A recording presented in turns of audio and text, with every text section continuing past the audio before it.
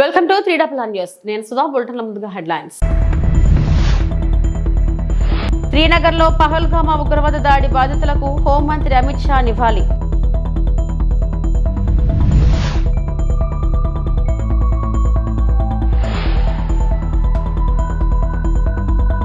వంశధార ఎడవ కాలువను పరిశీలించిన మంత్రి డాక్టర్ నిమ్మల రామానాయుడు.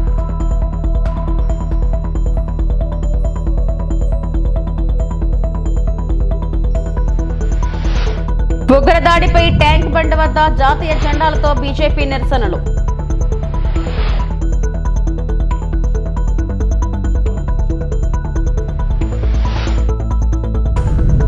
జాతరలో కొన్న హెలికాప్టర్ ఎగరట్లేదు. పోలీస్ స్టేషన్లో బాలుడి ఫిర్యాదు.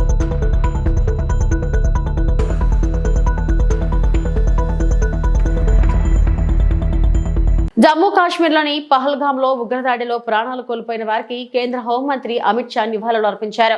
ఇందుకోసం ఉదయం శ్రీనగర్ కు చేరుకున్న అమిత్ షా పుష్పగుచ్చంతో శ్రద్ధాంజలి ఘటించారు. బాధిత కుటుంబాలను కలిసి పరామర్శించారు. ఘటన వెనుక ఉన్న వారిని వదిలిపెట్టబోమని స్పష్టం చేశారు. మరోవైపు పహల్గామ్ ఘటనకు నిరసనగా కాశ్మీర్ లోయలో అన్ని వర్గాల సంస్థలు బంద్ పిలుపునకు మద్దతునిచ్చాయి. గత 35 సంవత్సరాలలో తొలిసారిగా ఓ ఉగ్రవాద ఘటనకు బంద్ కు మద్దతునిచ్చాయని అధికారులు తెలిపారు.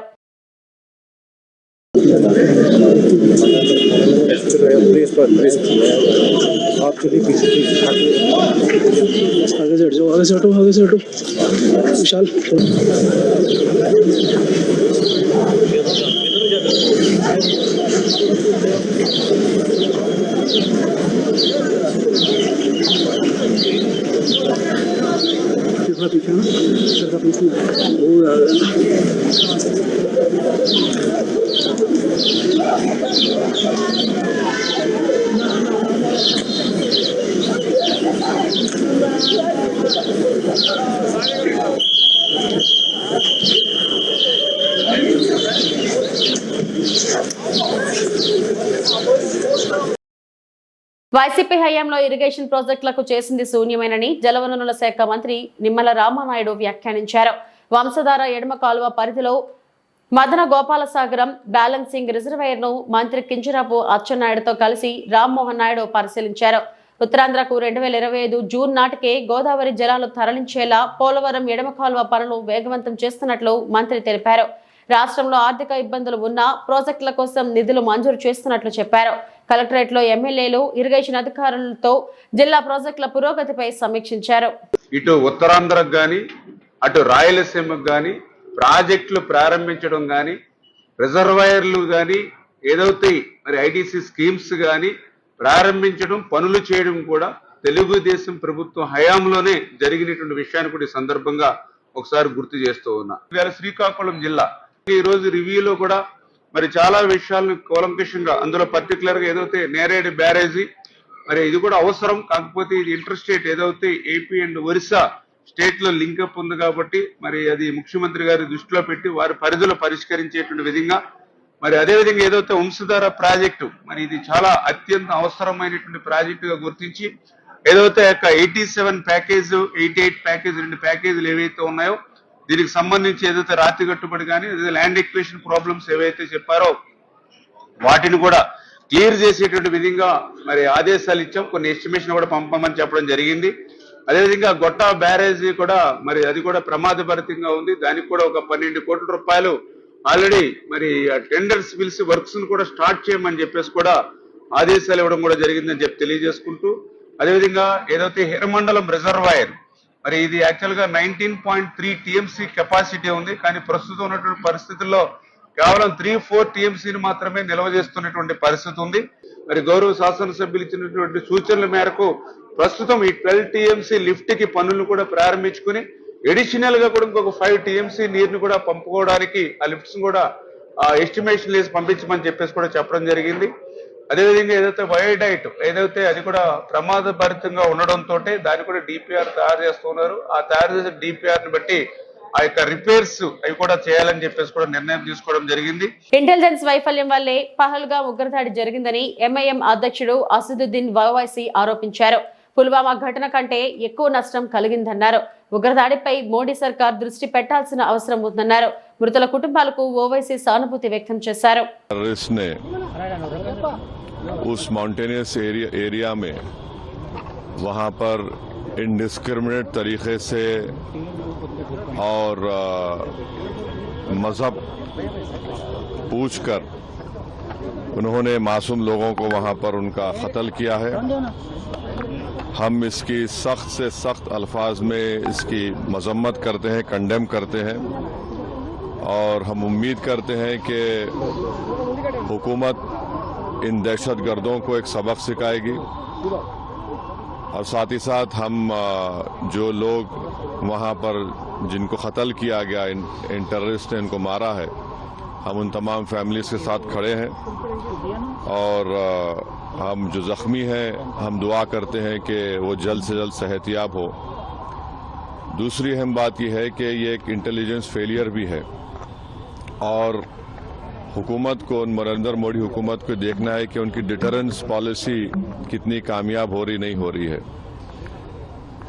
चौथी बात यह है कि उरी हुआ, पुलवामा हुआ, ये उरी और पुलवामा से ज़्यादा कंडेमनेबल इंसिडेंट है ये, क्योंकि जो सिविलियन लोग हैं वहाँ पर जाकर ये टेररिस्ट जो हमारे पड़ोसी मुल्क से ज़रूर आए हैं और वहाँ से आकर यहाँ पर हमारी सरजमीन पर मासूम लोगों को उनकी जान लेते हैं और बड़ा दर्दनाक वाक़या है ये, बल्कि ये मैसेकर है और हम नरेंद्र मोदी हुकूमत से इस बात का डिमांड करते हैं कि वो अकाउंटेबिलिटी किसकी है फिक्स करें, डिटरेंस पॉलिसी को अपने देखें और उरी और पुलवामा से बड़ा इंसिडेंट है और उम्मीद करते हैं कि हुकूमत इन तमाम जालिमों को सबक सिखाएगी और इनको जो लोग मरे हैं उनसे इंसाफ होगा और एमआईएम पार्टी उन तमाम ख़ानदान और परिवार के साथ खड़ी हुई है जिनकी जानें गई हैं और जो ज़ख्मी हैं हम ये मुतालबा करते हैं, डिमांड करते हैं कि जल्द से जल्द జమ్మూ కాశ్మీర్ పహల్గామ్ ఉగ్రదాడిని కేంద్ర మంత్రి కిషన్ రెడ్డి ఖండించారు. పాకిస్తాన్ అసమర్థ నాయకత్వానికి ఈ ఘటన పరాకాష్ఠాన్ని ధ్వజమెత్తారు. ట్యాంక్ బండ్, అంబేద్కర్ విగ్రహం వద్ద ఉగ్రదాడి మృతులకు నివాళులు అర్పించారు. నల్ల దుస్తులు ధరించి జాతీయ జెండాలతో నిరసన వ్యక్తం చేశారు. భారత్ను దెబ్బతీయాలని పాక్ చూస్తే మూల్యం చెల్లించుకున్నట్లేనని హెచ్చరించారు. బాధిత కుటుంబాలను ఆదుకుంటామన్న కిషన్ రెడ్డి దోషులను విడిచిపెట్టే ప్రసక్తే లేదని పేర్కొన్నారు. మరి ఒక వర్గం వారిని మతం పేరుతో విభజించి వాళ్ళని విడదీసి మరి ఒక వర్గం వారిపైనే ఉగ్రవాదులు దాడి చేయడం ఏదైతున్నదో ఇది పూర్తిగా ఈరోజు ప్రపంచమంతా ఖండిస్తూ ఉంది. సభ్య సమాజం అంతా కూడా ఈరోజు ఖండిస్తూ ఉన్నది. పాకిస్తాన్ గత అనేక రోజులుగా తమ దేశంలో జరుగుతున్నటువంటి అంతర్గత వ్యవహారాలను సరిదిద్దుకోనేటువంటి అసమర్థమైనటువంటి నాయకత్వము మరి ఈరోజు భారతదేశంలో 370 ఆర్టికల్ తొలగించిన తర్వాత జమ్మూ కాశ్మీర్లో ఎన్నో రకాల అభివృద్ధి జరుగుతూ ఉంది. 30 సంవత్సరాల తర్వాత ఈరోజు పర్యాటకులు కూడా వెళ్ళే విధంగా అక్కడ మంచి వాతావరణం ఏర్పడింది. ఉద్యోగ అవకాశాలు మెరుగుపడతా ఉన్నాయి. అన్ని రకాలుగా జనజీవనం సంతోషంగా ఉన్నటువంటి ఈ నేపథ్యంలో మళ్ళీ ఈరోజు పాకిస్తాన్ జమ్మూ కాశ్మీర్లో నిప్పులు పోసే విధంగా అమాయకులైనటువంటి పర్యాటకులను ఈరోజు విచక్షణారహితంగా కాల్చంపడం ఏదైతున్నదో ఈరోజు మేము పూర్తిగా ఖండిస్తూ ఉన్నాము. ఈ రకమైనటువంటి ఉగ్రవాద చర్యల ద్వారా పాకిస్తాన్ భారతదేశాన్ని భయపెట్టాలనుకుంటే, పాకిస్తాన్ భారతదేశాన్ని దెబ్బతీయాలనుకుంటే అది వాళ్ళ పొరపాటు. ఇప్పటికే పాకిస్తాన్ గత కొన్ని సంవత్సరాలుగా ప్రపంచ దేశాల ముందు చిప్ప పట్టుకొని భిక్షమెత్తుకునే పరిస్థితి వచ్చినప్పుడు కూడా సిగ్గు లేకుండా ఈరోజు భారతదేశం మీద దాడి చేయడము, భారతదేశ పర్యాటకులను హతమార్చడం ఏదైతున్నదో చాలా సిగ్గుమాలినటువంటి చర్య. దీనిని పూర్తిగా ఖండిస్తూ ఉన్నాము. ఖచ్చితంగా బాధిత కుటుంబాలకు ఆదుకుంటాము. ఎవరైతే దోషులుగా ఉన్నారో, ఎవరైతే టెర్రరిస్టులు అమాయకులైనటువంటి భారత పర్యాటకుల మీద దాడి చేశారో వాళ్ళని ఎట్టి పరిస్థితుల్లో వదిలే సమస్య లేదు. ఖచ్చితంగా వాళ్ళపైన చర్య తీసుకునే విధంగా భారత ప్రభుత్వం నిర్ణయం తీసుకుంటుందని ఈ సందర్భంగా మనవి చేస్తా ఉన్నాను. ఏలూరు జిల్లా పోలవరం ప్రాజెక్టు నిర్వాసితులకు మెరుగైన జీవన పరిస్థితులు కల్పించేందుకు ప్రత్యేక ప్రణాళిక రూపొందించి అమలు చేస్తామని రాష్ట్ర పౌర సరఫరాల శాఖ మంత్రి మరియు జిల్లా ఇన్ఛార్జ్ మంత్రివర్యులు నాదెండ్ల మనోహర్ చెప్పారు. బొట్టాయిగూడెం మండలం రెడ్డి గణపవరంలోని R&R కాలనీలో పోలవరం ప్రాజెక్టు నిర్వాసితులకు అంత్యోదయ అన్న యోజన కార్డులను అందజేశారు. ఈ సందర్భంగా కాలనీలోని నిర్వాసితుల సమస్యలను మంత్రి అడిగి తెలుసుకున్నారు. ఈ సందర్భంగా మంత్రి నాదెండ్ల మనోహర్ మాట్లాడుతూ అత్యంత ప్రతిష్టాత్మకమైన జాతీయ బహుళార్థ సాధక సాగునీటి ప్రాజెక్ట్ అయిన పోలవరం ప్రాజెక్టు నిర్మాణానికి తమ భూములు త్యాగం చేసిన 35,000 మంది నిర్వాసితుల త్యాగాలను తమ ప్రభుత్వం ఎప్పటికీ మర్చిపోదని, వారిని ప్రభుత్వం అన్ని విధాలా ఆదుకుంటుందన్నారు. రాష్ట్ర ముఖ్యమంత్రి నారా చంద్రబాబు నాయుడు ఇటీవల పోలవరం పర్యటన సందర్భంగా నిర్వాసితుల సమస్యలను ముఖ్యమంత్రి దృష్టికి తీసుకురావడం జరిగిందని, వాటిపై ముఖ్యమంత్రి సానుకూలంగా స్పందించి నిర్వాసితులకు పూర్తి స్థాయిలో న్యాయం అందే విధంగా చర్యలు తీసుకోవాలని ఆదేశించారన్నారు. నిర్వాసితులకు ఆహార భద్రతకి అంత్యోదయ అన్న యోజన కార్డులు అందజేసి వారికి ప్రతి నెల 35 కేజీల బియ్యాన్ని ఉచితంగా అందిస్తున్నామన్నారు. మడకం పోసుకుమారి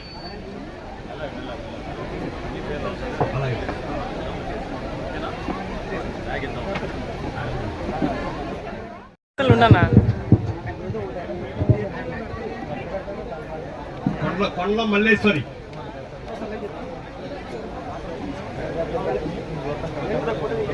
కడబాల వీరపురెడ్డి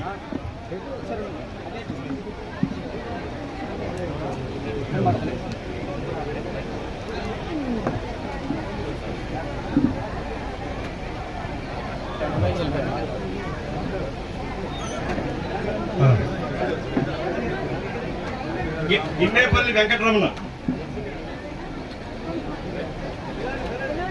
మడకం పోసుకుమార్. పౌర సరఫరాల శాఖ నుంచి ఎవరైతే పాపం పోలవరం ముప్పు ప్రాంతాల నిర్వాసితులు ఉన్నారో, కాలనీస్కి వచ్చారో, వాళ్ళందరికీ కూడా 35 కిలోల బియ్యం అంత్యోదయ అన్న యోజన పథకం కింద కేంద్ర ప్రభుత్వం రాష్ట్ర ప్రభుత్వం కలిసి అందించే ఈ ఉచిత బియ్యం పథకం 35 కిలోల ఒక కుటుంబానికి అందించే కార్యక్రమం ఈరోజు 789 కుటుంబాలకి కార్డులు ఇవ్వడం జరిగింది. దాదాపు 10,000 మంది గిరిజనులు ముప్పు ప్రాంతాల్లో ఉంటారు. ప్రతి కుటుంబానికి ఈ పథకం వర్తించే విధంగా ఎవరైతే R&R హౌసింగ్ కాలనీలో దాదాపు 3,600 మంది నిర్వాసితులుగా గుర్తించారో వాళ్ళందరికీ కూడా ప్రతి నెల 35 కిలోల బియ్యం, 1 కిలో సబ్సిడీ రేట్కి పైసలకి అందించడం అనే కార్యక్రమం పౌర సరఫరా శాఖ చేస్తాం. వీటితో పాటు గతంలో కూడా మీరు చూశారు, కొత్త రేషన్ కార్డులు త్వరలోనే ప్రారంభించబోతున్నాం. ఈ KYC పూర్తవగానే అలా పూర్తి ఆధార్ లింకేజ్ అయిపోగానే వచ్చే నెల నుంచి ప్రతి కుటుంబానికి వారి వివరాలతో పాటు కొత్త రేషన్ కార్డులు, క్రెడిట్ కార్డ్ సైజ్ కార్డులు కూడా మేము ప్రవేశపెట్టబోతున్నాం. ప్రతి ఒక్కరికి అందిస్తాం. కొత్తగా పెళ్ళైన వాళ్ళు, ఒక కుటుంబాల్లో అదనంగా కుటుంబ సభ్యులు చేరిన పరిస్థితులు, అడ్రస్ మార్పులు, ఇవన్నీ కూడా ఈ కొత్త రేషన్ కార్డులో వాళ్ళకి ఒక అవకాశం కల్పిస్తాం. ప్రాజెక్ట్గా తీసుకున్నాం కాబట్టి గౌరవ ముఖ్యమంత్రి గారు చంద్రబాబు నాయుడు గారి ఆధ్వర్యంలో, అదేవిధంగా గిరిజన ప్రాంతాల్లో పవన్ కళ్యాణ్ గారు చూపించిన చొరవ రెండు కలుపుకొని అభివృద్ధి కార్యక్రమాల్లోనూ అదేవిధంగా సంక్షేమ కార్యక్రమాల్లో ఎక్కడ కూడా జాప్యం లేకుండా ప్రతి కుటుంబానికి అందించడానికి ఒక ప్రయత్నం చేస్తున్నాం. పోలవరం మీరు గతంలో చూశారు, 100 కోట్ల రూపాయలు ఏదైతే R&R ప్యాకేజ్ కింద ఇవ్వాలో 6.5 లక్షల రూపాయలు కుటుంబానికి అది రాగానే మా కుటుంబ ప్రభుత్వం చెల్లించింది. ఇంకా చేయాల్సింది చాలా ఉంది. వాస్తవంగా ఏంటంటే 51% ప్రాజెక్ట్ పూర్తయింది. కాఫర్ డ్యామ్ కూడా ఏ విధంగా వాళ్ళు పొరపాటు చేసి టెక్నికల్గా నిర్మాణం అయిపోయారో, దానివల్ల ఎంత నష్టం జరిగిందో మనందరం దానివల్ల నష్టపోతున్నాం. కానీ రాబోయే రోజుల్లో ఫోకస్డ్గా 2027 పుష్కరాల కల్లా ఈ ప్రాజెక్ట్ పూర్తి చేయడానికి రాష్ట్ర ప్రభుత్వం కంకణం కట్టుకుంది. నిధుల విషయంలో కేంద్ర ప్రభుత్వం నరేంద్ర మోడీ గారి నాయకత్వంలో అందించిన సహకారం మరువలేనిది. ప్రకృతిని నాశనం చేసే నిర్మాణాలను తక్షణమే నిలిపివేయాలని భూమన అభినయ్ రెడ్డి అన్నారు. తిరుపతి దివ్యారామం పరిధిలోని నగర వనంలో 20 నుంచి 30 సంవత్సరాల వయసు గల మహావృక్షాలను తొలగించి అటవీశాఖ అధికారుల కోసం కేఫ్ నిర్మించాలనే ప్రయత్నాలు తీవ్ర ఆవేదనకు గురిచేస్తున్నాయి. ఈ ప్రాంతాన్ని స్వయంగా పరిశీలించిన తిరుపతి నియోజకవర్గ వైఎస్ఆర్ కాంగ్రెస్ పార్టీ సమన్వయకర్త భూమన అభినయ్ రెడ్డి ప్రకృతి సంపదను నాశనం చేయడం పూర్తిగా తప్పు అని ఖండించారు. ఈ సందర్భంగా ఆయన మాట్లాడుతూ, ఇలాంటి అనవసర నిర్మాణాల కోసం ప్రకృతిని ధ్వంసం చేయడం సమాజానికి హానికరం. చెట్లను నరికితే నగర వాతావరణంపై తీవ్ర ప్రభావం పడుతుంది. రాష్ట్ర ఉప ముఖ్యమంత్రి, పర్యావరణ మరియు అటవీ శాఖ మంత్రిగా ఉన్న పవన్ కళ్యాణ్ తక్షణమే దీనిపై జోక్యం చేసుకుని ఈ నిర్మాణాలను నిలిపివేయాలి. ఇది రాజకీయ అంశం కాదు, ఇది ప్రకృతి పరిరక్షణ కోసం జరిగే పోరాటం. అవసరమైతే ప్రకృతి ప్రేమికుడిగా ఉన్న ఈ నిర్మాణాలను వ్యతిరేకిస్తూ పెద్ద ఎత్తున ఉద్యమం ప్రారంభిస్తామని హెచ్చరించారు. సమన్వయకర్తగా కాకుండా ఒక ప్రకృతి ప్రేమికుడిగా మనసు చెలించి బాధతో మాట్లాడుతున్నటువంటి మాటలు ఇవి. పవన్ కళ్యాణ్ గారు, మీరు పర్యావరణ అటవీ శాఖ మంత్రులుగా ఉన్నారు. మీ శాఖకు సంబంధించినటువంటి అధికారులు పర్యావరణాన్ని, అడవులను సంరక్షించాల్సింది పోయి తిరుపతిలో కొన్ని వేల వృక్షాలకు నిలవైనటువంటి నగర వనంలో కొంత ప్రాంతాన్ని ధ్వంసం చేసి స్టాఫ్కి కెఫెటేరియా కట్టాలన్నటువంటి ఆలోచన అటవీ శాఖ అధికారులకు రావడం చాలా బాధాకరమైనటువంటి విషయం. తిరుపతిలో ఉన్నటువంటి స్థానికులకు, ప్రకృతి ప్రేమికులకు ఈ ప్రాంతం అంటే ఎనలేనటువంటి ప్రేమాభిమానాలు ఉన్నాయి. ఉదయం లేస్తే స్థానికులందరూ కూడా దాదాపుగా 2000 నుంచి 2500 మంది ఇక్కడ వాకింగ్కి వస్తారు. ప్రకృతి ప్రేమికులు ఇక్కడ ఉన్నటువంటి లేళ్లను కానీ, నెమళ్లను కానీ, మరి ఇతర అడవి జంతువులను చూడడానికి ఎంతో ముచ్చట పడుతూ ఉంటారు. ఇటీవల కాలంలో ఒక వారం క్రిందట ఇక్కడ నుంచి జింకలు రోడ్డు దాటి అవతల వైపు ఉన్నటువంటి మిలిటరీ పార్కుకి రావడం తటస్థించింది. ఇదేదో యాదృచ్ఛికంగా జరిగింది. అడవి జంతువులు రోడ్లు దాటుతూ ఉంటాయి, ఇవి షరా మామూలే అని అనుకున్నాం. కానీ వాస్తవానికి ఇక్కడ చూస్తే ఇక్కడ జరుగుతున్నటువంటి ధ్వంసకాండకు భరించలేక కొన్ని జంతువులు భయభ్రాంతులకు గురై రోడ్లు దాటేటటువంటి ప్రమాదం ఏర్పడుతుంది. ఇక్కడ ట్రాఫిక్ కూడా చాలా ఎక్కువ. పొరపాటున ఏ జంతువు అయినా కూడా, అది ఒక చిరుతపులి కావచ్చు, ఇక్కడ చిరుతపులి కూడా సంచరించినట్లుగా మనకు ఎన్నో సందర్భాల్లో మనం అందరం కూడా విన్నాం, చూసాం. పొరపాటున ఏదన్నా ఆ జంతువుకు హాని కలిగితే దానికి బాధ్యత ఎవరు వహించాలి? నేను ఒక ప్రకృతి ప్రేమికుడిగా మిమ్మల్ని అర్థిస్తున్నాను. దయచేసి దీన్ని నిలుపుదల చేయండి. మీరు నిలుపుదల చేయని పక్షంలో ఉద్యమించడానికి ప్రకృతి ప్రేమికులందరం కూడా సిద్ధంగా ఉన్నాం. ఇక ఒక్క ఇటుక ఇక్కడ కదిలినా ఉపేక్షించేటటువంటి పరిస్థితి లేనేలేదు. మీరు వెనువెంటనే ఈ ప్రాజెక్టును మాన్పించి ఇక్కడ చెట్లు మరిన్ని నాటండి. చెట్లను సంరక్షించుకోవడం మన బాధ్యత. ఒక చెట్టు పెరిగి పెద్దదవ్వాలనంటే దానిని కాపాడుకోవడానికి పట్టేటటువంటి సమయం అంతా ఇంత కాదు. అది మీరు ఏ ప్రకృతి ప్రేమికుడిని అడిగినా కూడా చెప్పగలుగుతారు. అలాంటిది 15-20 సంవత్సరాల వయసు కలిగినటువంటి చెట్లను నిర్దాక్షిణ్యంగా ఎవరైతే కాపాడాల్సినటువంటి బాధ్యత ఉందో వాళ్లే నరికివేయడం చాలా దారుణం. మీరు దయచేసి స్పందించాలి. ఎమ్మెల్యే గారి నివాసం కూడా ఇక్కడి నుంచి కూర్తవేటు దూరంలోనే ఉంది. ఆయన కూడా మీ పార్టీకి సంబంధించినటువంటి వ్యక్తే. దయచేసి మీరు దీంట్లో కల్పించుకొని ఈ ప్రాజెక్టును నిలిపివేయాలని మా అందరి మనవి. పక్షి ప్రేమికులు అక్కడక్కడ పక్షులను సంరక్షణ కోసం వారి వంతు సహాయ సహకారాలు చేస్తున్నారు. అలాంటి వారిలో కర్నూలు జిల్లా ఎమిగ్నూరు మండలం గుడికల్ గ్రామానికి చెందిన దేవదాస్ ఒక్కరు.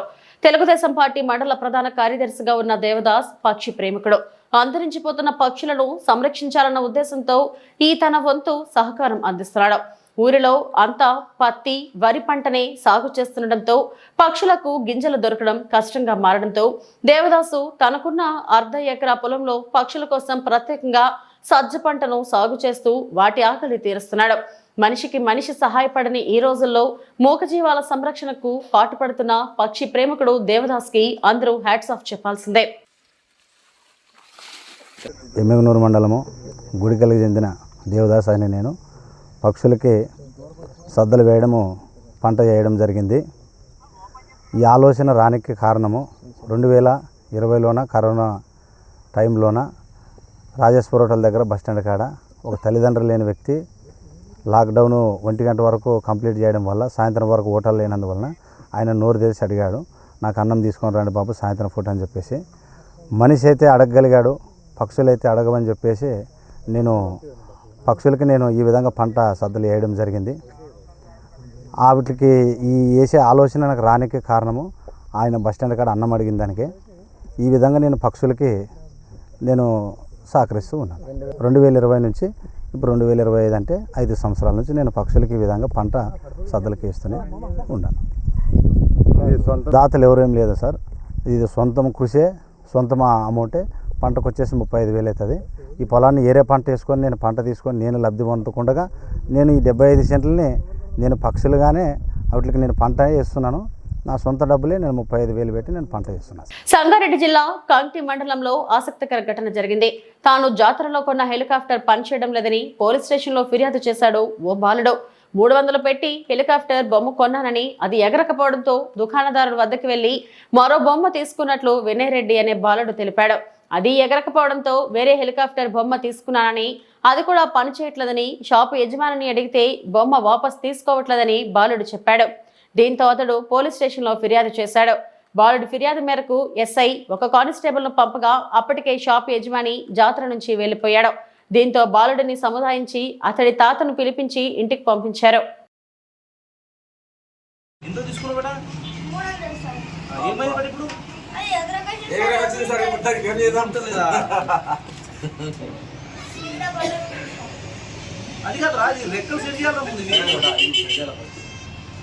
అది రన్నింగ్ లో సెట్ అవుతుంది. ఏడగొన్నావు ఏమైంది? రిటర్న్ ఇస్తే ఏమో మొత్తం చెప్పలేదు. రిటర్న్ ఇస్తే సార్ 3 కలర్లు చేంజ్ చేసి సార్ ఇంకోసారి రాకన్నారు సార్. లేదా ఎగురుతాను చూపెట్టింది అందుకు లేదు సార్. ఏం కంప్లీట్ ఇస్తావు? ఎవరి మీద కంప్లీట్ ఇస్తావు? షాపు మీద కంప్లీట్ చేయించినావు.